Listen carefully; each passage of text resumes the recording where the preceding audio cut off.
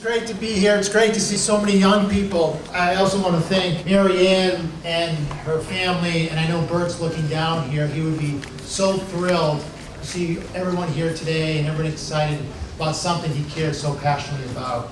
I want to recognize one of my colleagues, David Teresi, who is here as well. He's also involved in the fight for justice and equality for all people in the Commonwealth of Massachusetts. And I want to welcome the new president of the AFL-CIO, a good friend, and the rest of my friends at Organized Labor. And thank you for all you do for families across the state.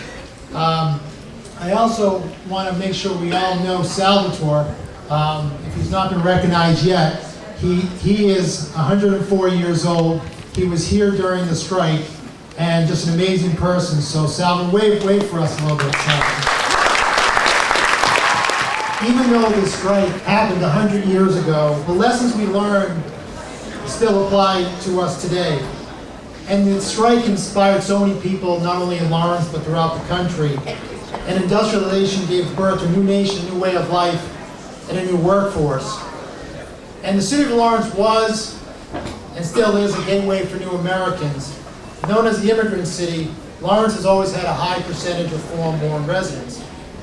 But the thing about this is, which was mentioned before, is that cultural differences were not a barrier in the battle for respect and equity. It was about unification.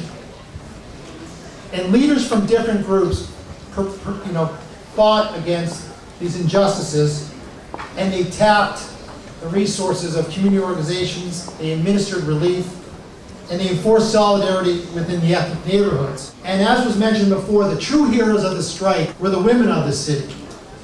Women's neighborhood associations were focused more on womanhood and ethnic identity. The movement was inclusive and unifying. Women were prolific forces on the picket line, and day after day, they led the fierce demonstrations. And there's some incredible lessons that we still are relevant today that we should take away. That there were traditionally powerless groups that came up. There were women and recent immigrants who were looked down upon, but when they came together, they did prevail. And that history behind us is a key to our future.